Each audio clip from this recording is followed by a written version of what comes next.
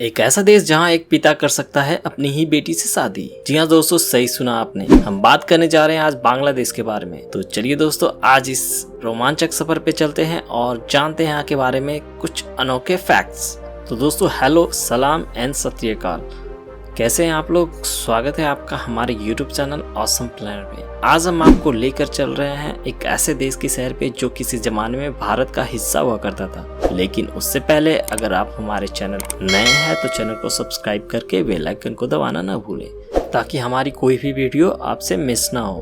तो चलिए दोस्तों, वीडियो को शुरू करते हैं। बांग्लादेश भारत का कभी अभिन्न हिस्सा हुआ करता था, पर 1947 की आज़ादी के बाद पहली बार इस देश का अस्तित्व ईस्ट पाकिस्तान के नाम से जाना जाने लगा। फिर इस देश के लोगों ने अपनी भाषा को बचाए रखने के लिए एक लंबा संघर्ष किया। दरअसल हुआ यूं कि ईस्ट पाकिस्तान यानी आज का बांग्लादेश को भारत से अलगाव जाति और भाषा के आधार पर हुआ था। यानी वो लोग जो मुस्लिम है और बांग्ला बोलते थे, और पाकिस्तान की राष्ट्रीय भाषा भी उर्दू है, तो पाकिस्तान का दबाव था कि ईस्ट पाकिस्तान भी सारे वही नियम माने जो कि उनके देश में है। तब से शुरू हुआ इनका लंबा संघर्ष और आखिर एक लंबी लड़ाई के बाद 1971 में भारत की मदद से पहली बार एक नया देश का निर्माण हुआ, people Republic of Bangladesh. 1,48,460 square kilometre में फैला ये देश दुनिया का 8वीं सबसे बड़ी जनसंख्या वाली कंट्री है और ठीक अपनी नाम की तरह इस देश का ऑफिशियल लैंग्वेज बांग्ला है। यहाँ की कुल आबादी का 90.5% जनसंख्या इस्लाम धर्म को मानती है, वहीं 8.5% हिंदू धर्म को और 0.6% बुद्धिज्म और 0.4% क्रिश्चियन धर्म को मानती है।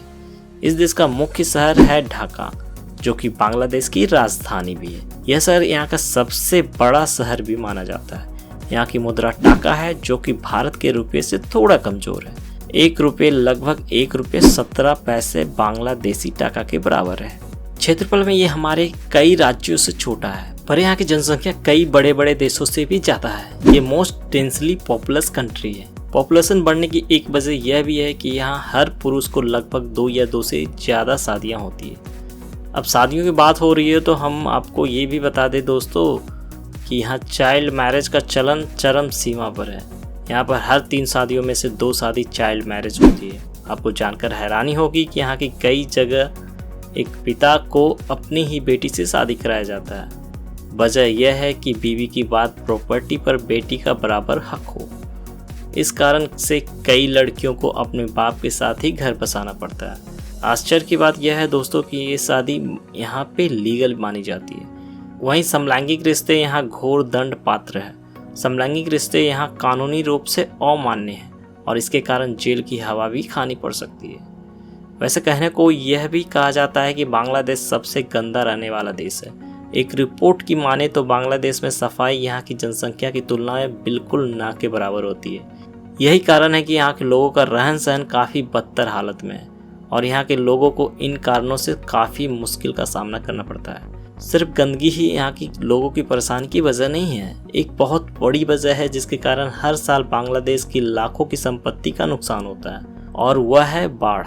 जी हाँ दोस्तों, नदियों का देश होने के कारण यहाँ लगभग 700 छोटी बड़ी नदियों का बसेरा है, जिसके कारण लाखों की संपत्ति का नुकसान होता है। और तो और यहाँ के लोगों को सामान्य जीवन जीने में भी भारी दिक्कतों का सामना करना पड़ता है। बाढ़ के कारण सामान्य जीवन जीने में झेल रही दिक्कतों के साथ साथ बच्चों की पढ़ाई लिखाई भी करना मुश्किल हो जाता है। वैसे इस समस्या का समाधान यहाँ की सरकार ने निकाला है, बोट स्कूल खोलकर। जी हाँ, अब इन बच्चों को पढ़ाई लिखाई अब आधे से ज़्यादा समय बोट स्कूल में कराई जाती है, जिससे बांग्लादेश की लिटरेसी रेट को बढ़ने में मदद कर रहा है। भारत की मुख्य नदी गंगा ब्रह्मपुत्र का भी समुद्र में संगम बांग्लादेश में ही होता है और दुनिया का सबसे बड़ा डेल्टा आइलैंड भी इन्हीं के द्वारा बनता है, जिसका आधा हिस्सा भारत के बंगाल राज्य में है और आधा हिस्सा बांग्लादेश में है। सुंदरबन, जो कि अपनी खूबसूरती और रोमांच भरे सफर के कारण सैलानियों की पहली पसंद है, यहाँ के royal Bengal tiger world famous है। ये जितने खूबसूरत है उतने ही खतरनाक भी। सुंदरबन के आसपास बसे गांव का दावा है कि यहाँ आए दिन ये बाघ उन पे हमला करते रहते हैं। तो अगर आप बांग्लादेश घूमने की सोच भी रहे हैं तो अपने सेफ्टी मेजर्स अपने साथ रखना ना भूलें। नदियों की इतनी भारी संख्या में होने के कारण एक चीज़ का फ़ायदा तो बांग्लादेशियों को मिलता है कि यहाँ की मिट्टी दुनिया के सबसे ज़्यादा उपजाऊ मिट्टी है। जी हाँ, बिल्कुल यही कारण है कि यहाँ की ज़्यादातर जनसंख्या खेती पे निर्भर करती है। कुल आबादी का 70% हिस्सा पूरी तरह से खेती पे निर्भर करती है। यहाँ के किसानों को इतनी मान्यता प्राप्त है कि सरकार भी कोई नियम लागू करने से पहले किसान को ध्यान में रखती है।